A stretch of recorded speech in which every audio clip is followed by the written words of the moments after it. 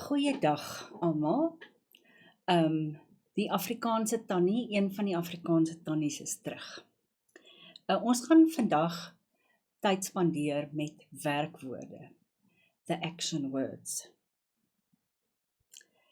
En gewoonlik, dis bekend vir julle 5, 4, 3, 2, 1 en dis waaroor dit vandag gaan, aksie. Dit is wat 'n werkwoord in die kleine beteken. Dit is waar die aksie is, waar die ding wat gedoen word, benoem word.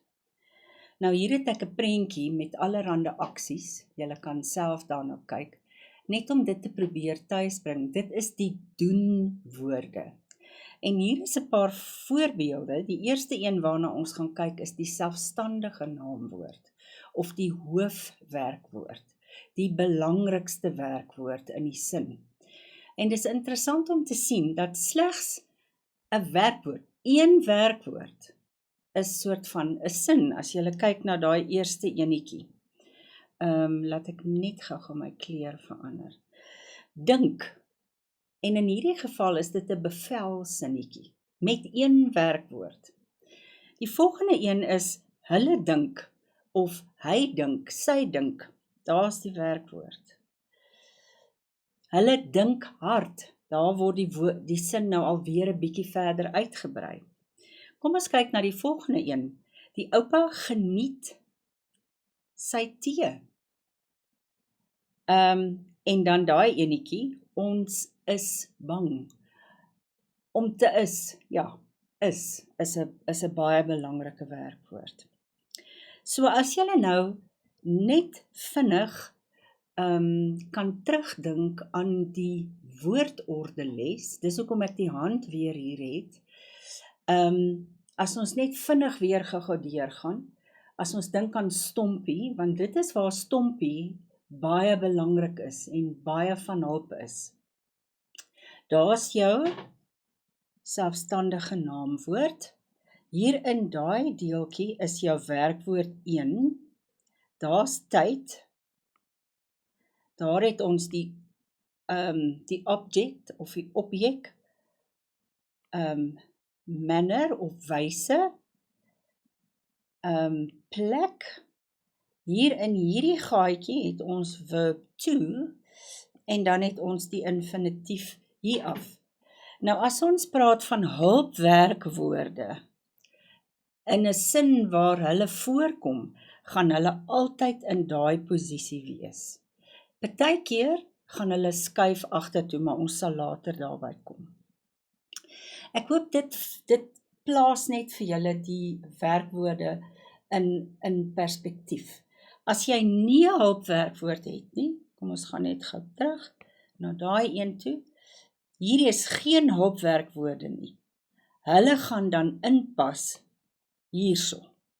So dis waar jou hoofwerkwoord inpas, en dan later skuif jou hoofwerkwoord agtertoe, en jou hulpwerkwoord skuif in hierdie posisie. Goed, kom ons gaan aan. Hier's 'n paar voorbeeldsinne met hulpwerkwoorde. Kan julle sien, daar's my werkwoord, geniet. So hy skuif na hierdie posisie toe. Daar's my hulpwerkwoord en hy pas hierin. Dieselfde is moontlik daar. Hulle sal die fliek geniet, want hulle hou van kunsflieks. En ek moes hierdie een insit, want dit is een van die klein irritasies in my lewe. Hulle wil die fliek geniet, they want to enjoy the movie, maar die springmielie-etendes maak dit moeilik. Springmielie-etendes. Dis nou daai wat so sit en eet, en jy hoor hoe hulle kou, en die springmielie spat die wêreld vol, en jy kan nie jou fliek geniet nie. Hulle moet die fliek geniet. So dis bietjie van hulle moet dit doen. Hulle mag die fliek geniet, want hulle is oud genoeg om die inhoud te waardeer. So hier sien julle, elke keer die hulpwerkwoord se posisie is bitterlik belangrik. na die na die subject, die subjek. Goed, kom ons gaan aan. Nou kom ons by 'n tweede tipe werkwoord. Onthou ons het nou die eerste een gehad, dit is die verb, then we had the helping verb, and now we get to the deeltjie werkwoord. It's a particle in Engels. En hier het jy nou 'n situasie waar jou werkwoord kan of in twee dele wees, dan praat ons van 'n skeibare werkwoord, skei, separate, so the two parts of the verb can be separated. And then on the other side of the spectrum, we've got the onskeibare werkwoorde. They cannot separate. They are together like, they can't go away from one another. So first of all, I want to quickly do the deeltjie werkwoorde. Particles.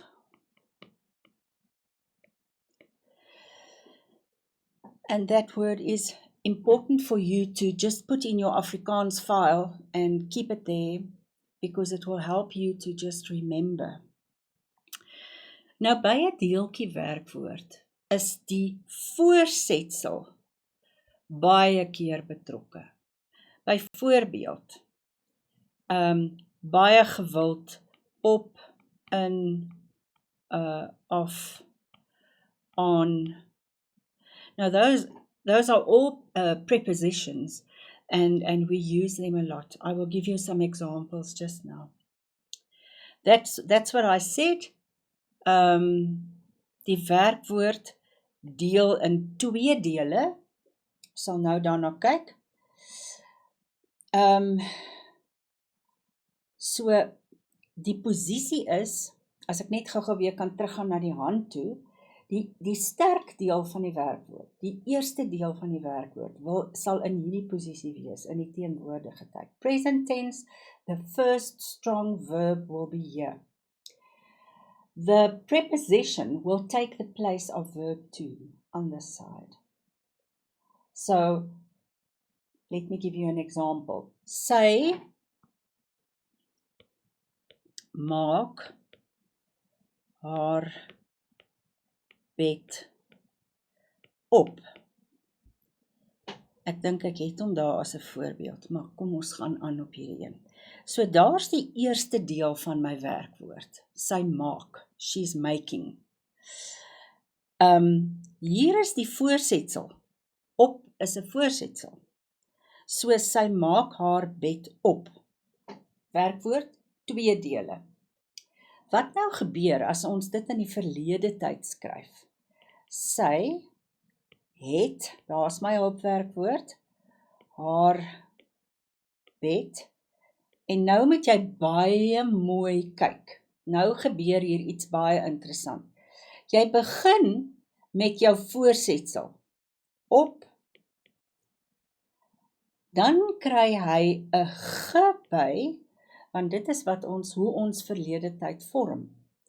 En ons skryf dan ons sterk werkwoord aan die einde van daai woord. So, jy het jou voorsetsel, jy het 'n g en dan jou werkwoord. So kom ons kyk, kom ons gaan aan. Hier's 'n paar interessante voorbeelde nou. Ons het nou daai een gedoen, so ek gaan nou nie weer teruggaan na hom toe nie. Die pa skakel al die ligte af. So, daarso is my sterk werkwoord, werkwoord 1. Daar is my voorsetsel. Kan julle sien? Goed. Nou wil ons dit in die verlede tyd skryf. Die pa het, kan jy sien, posisie, hierso, pas hy in. Die pa het al die ligte, en nou, ons begin met die voorsetsel, af, ons sit g by, en ons vat daai werkwoord, en ons eindig ons woord daarmee af. Ek hoop dit is nogals vir julle bietjie exciting. Dit help om hierdie goedjies te weet. Kom ons kyk gou-gou. Mamma skink die koeldrank in. Mom pours the cool drink. So, there's my verb 1, my strong verb. Here is the completion of my verb, and it's a voorsetsel. So, Mama, I'm not going to write everything out, het die koeldrank, you start with that, in, ge, and you end with that. Right, as long as you understand the mechanics of the deeltjie werkwoorde. So you have to have this little pattern in your mind. You start with the voorsetsel, the preposition, you add ge, and you complete that word with the sterk werkwoord, the verb 1. Goed, nou kom ons by onskeibare werkwoorde. Remember, we're still busy with deeltjie werkwoorde. Onskeibaar, they cannot separate, they are like salt and pepper. Hulle is by mekaar. Wat interessant is hier, is dat die klem in die woord lê op die tweede deel van die woord. Kom ons kyk na voorbeelde. Hierdie is ononderhandelbaar. Hulle moet by mekaar wees. Hulle ontmoet mekaar by die huis. Wat is my werkwoord hier? Ontmoet. Kan julle sien? Ontmoet. So, dis 'n deeltjie, maar hy moet deel wees. They meet each other at home. Just to link back to past tense again, if you had to write that sentence into the past tense, you have to know your knee from your elbow, because this word is a bit of a problem if you don't know your rules. Can you remember? Be, ge, her, ver, ont, nis. Kan julle sien, can you remember this rule? Any word with those prefixes mustn't get a ge. So, if you have to write that in the past tense, hulle het, hulpwerkwoord, mekaar by die huis ontmoet.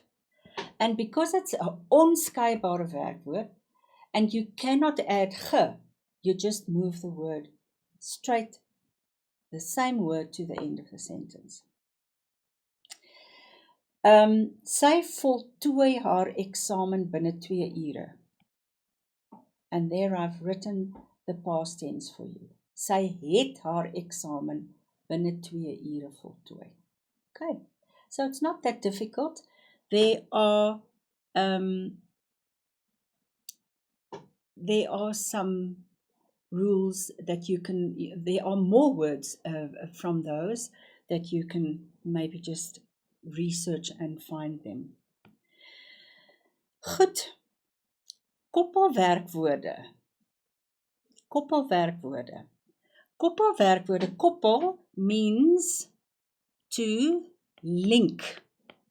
So it's words that are linked as a linked with something in the sentence. So dit koppel 2 dele van 'n sin. Nou hierdie woorde wat hier onder staan, dit is woorde wat jy moet leer. Know your stuff. Is, was, word. Those are common ones that you work with all the time. Lyk, blyk, skyn en heet. Nou ek het vir julle voorbeeldsinne waarin ons gou-gou kan kyk. Kom ons kyk na die voorbeelde. Is koppel aan hartseer en sy. Kan julle sien, hulle bring dit by mekaar. Sy word hartseer. She is getting sad. She is sad, there. Sy word hartseer. Sy was hartseer. Sy lyk hartseer. She seems to be sad. Now, these two are a bit more complicated, and I know for the IEB, I haven't seen any examples of this in the matric paper for a long time. It's not that it maybe can't come up again. Dit blyk die waarheid te wees. It seems to be the truth. Ja, ekskuus, ek het nou hier 'n glipsie gehad. Dit skyn die waarheid te wees. It's just two words that you actually say the same thing. Dit blyk die waarheid te wees. It seems to be the truth. En dan hierdie ene. Daar's 'n wonderlike Afrikaanse liedjie met hierdie woord in, maar ek gaan hom nou nie vir julle sing nie. Hy heet na sy oupa. He is named after his granddad. So this is really actually something that you mustn't break your head about. I just included it for the sake of covering everything. Those ones are the most ones that are most asked, that you most have to deal with. Goed. And now we get to the infinitive. If you look at the hand, remember it's this part, it goes down here, it goes on forever. Here is it spelled out. What is an infinitive? We know the then there's some words in between te and your verb. And if I can remember correctly, I did tell you, when you see an infinitive in your sentence, you bracket it and you do a fist bump, because you do not have to change anything in that typical, ordinary infinitive.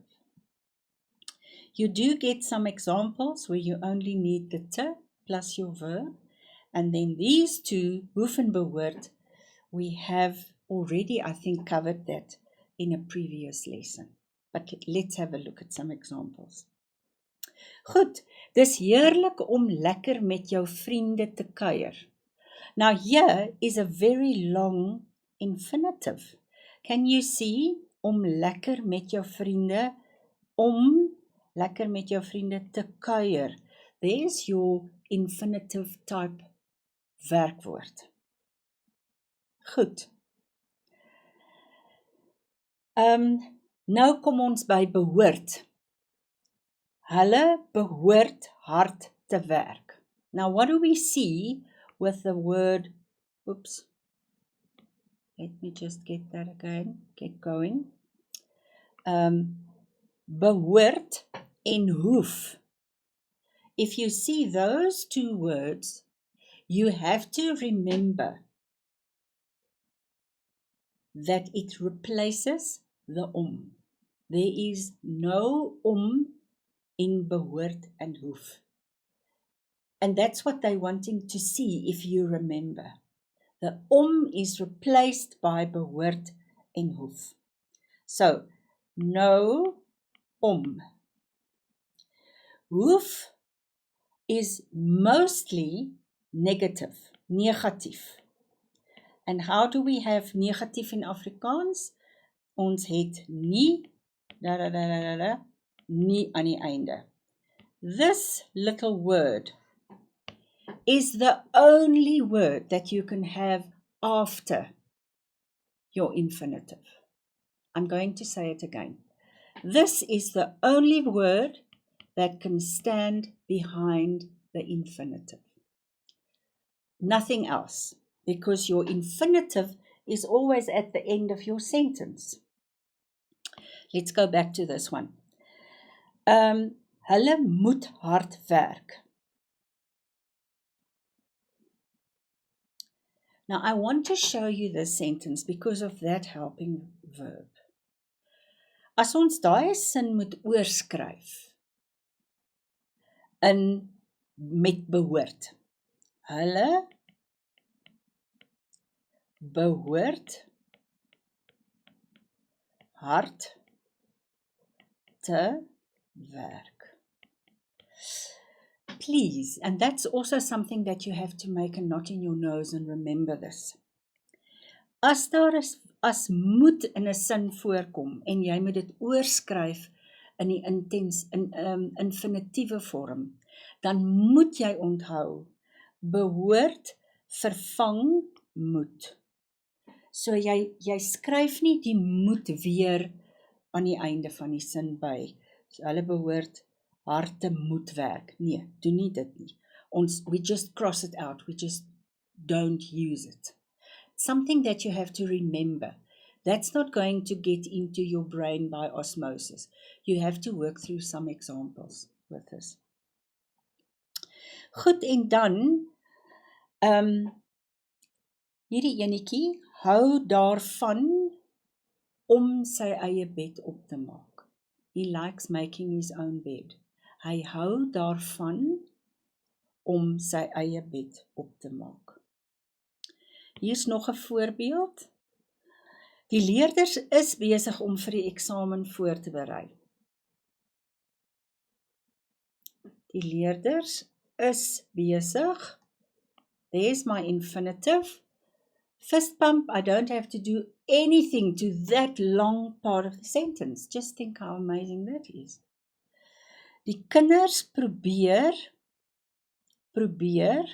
daar's my werkwoord, hier is my infinitief, om hul kinders te begelei. Now this is an interesting word. Begelei. Can you see, it negates everything that I said about begeerverondenis. But this is one of those wonderful, onskeibare werkwoorde. Begelei. Begelei beteken to lead and guide. Ach ja, okay. All right. So that's what I want to say to you about the werkwoorde. Can we just quickly recap? Sterk werkwoord, hulpwerkwoord, koppelwerkwoord en die infinitief. En dit is wat jy moet kan daarmee doen. En dit is bitter belangrik om die posisie van die werkwoord hier reg te kry. Dit is eintlik die essensiële deel van jou sin. Alles wat jy gaan leer vir baie van die sinstrukture is gefokus op kan jy die werkwoord, die hulpwerkwoord, die infinitief in die regte posisie in die sin gebruik. En dit is hoekom ek hier sê, onthou die goue reël, jou stompie wapen, jou hand, wat vir jou kan lei in daardie aspek. Baie dankie vir jou tyd. Ons sal volgende keer verder gaan.